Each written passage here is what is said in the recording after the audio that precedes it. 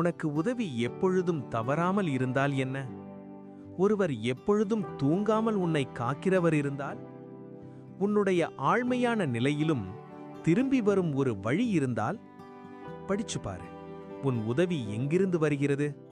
நான் என் கண்களை மலைகளுக்கு ஏற்றுகிறேன். என் உதவி எங்கிருந்து வரும்? என் உதவி கர்த்தரிடத்திலிருந்து வருகிறது. அவர் வானத்தையும் பூமியையும் உண்டாக்கியவர். அவர் உன் காலை தளரவிட மாட்டார். உன்னை காக்கிறவர் தூங்க மாட்டார். இதோ இஸ்ரவேலின் காக்கிறவர் தூங்கவும் மாட்டார், உறங்கவும் மாட்டார். கர்த்தர் உன் காவல். அவர் உன் வலது பக்கத்தில் நிழல். பகலிலும் இரவிலும் அவர் உன் ஆத்துமாவை காப்பாற்றுவார். பரலோகத்தில் இருக்கிறவரே, நான் என் கண்களை உன்னிடத்தில் ஏற்றுகிறேன். அடிமை தன் சுவாமி கையை நோக்கி இருப்பது போல, அடிமை பெண் தன் சுவாமினி கையை நோக்கி இருப்பது போல, அப்படியே எங்கள் கண்கள் கர்த்தர் எங்கள் தேவனை நோக்கி இருக்கிறது. அவர் எங்கள் மேல் இரக்கம் செய்யும் வரை. கர்த்தரே, எங்களுக்கு இரக்கம் செய்யும். ஏனென்றால் நாங்கள் மிகவும் தாழ்த்தப்பட்டோம். கர்த்தர் எங்கள் பக்கம் இல்லை என்றால், மனிதர் எங்கள் மேல் எழுந்தபோது, அவர்களின் கோபம் எங்கள் மேல் எரிந்தபோது, பாரு, அவர்கள் எங்களை உயிரோடையே விழுங்கியிருப்பார்கள். நீர்ப்பெருக்கு எங்களை கொண்டு போகும். அது எங்கள் ஆத்துமாவை மீது கடந்து போகும். கர்த்தர் ஸ்தோத்திரம். அவர் எங்களை அவர்களின் பல்லுக்கு இரையாக கொடுக்கவில்லை. எங்கள் ஆத்துமா குருவி போல தப்பித்தது. பிடிப்பவரின் வலையிலிருந்து. வலை உடைந்தது, நாம் தப்பினோம். கர்த்தரை நம்புகிறவர்கள் சியோன் மலை போல இருப்பார்கள். அது அசையாது, என்றும் நிலைத்திருக்கும். மலைகள் எருசலேமை சுற்றி இருக்கிறது போல கர்த்தர் தன் ஜனங்களை சுற்றி இருக்கிறார். துஷ்டரின் ஆட்சி நிலைக்காது.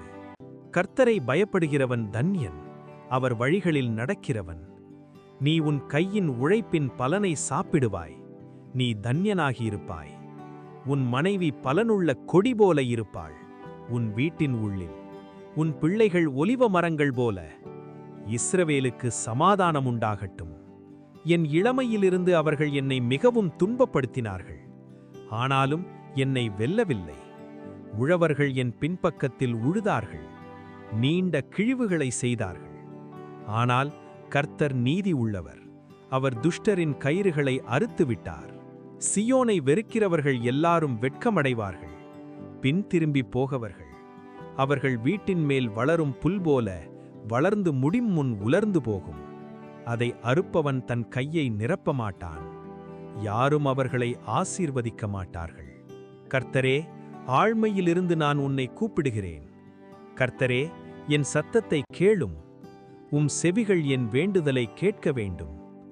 கர்த்தரே, நீ பாவங்களை நினைத்தால் யார் நிலை நிற்க முடியும்?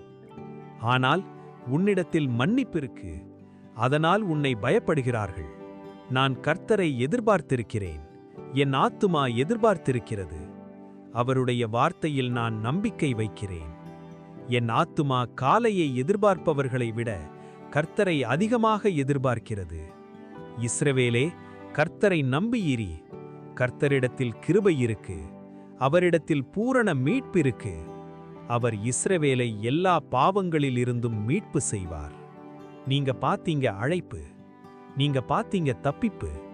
நீங்க பாத்தீங்க மீட்பு. ஆனால் இது முழு கதை இல்ல. நீங்க தான் படிக்க வேண்டும். சங்கீதம் 121, 123 முதல் 125 வரை, 128 முதல் 130 வரை. நீங்க எங்க நிற்கிறீங்க பாருங்க.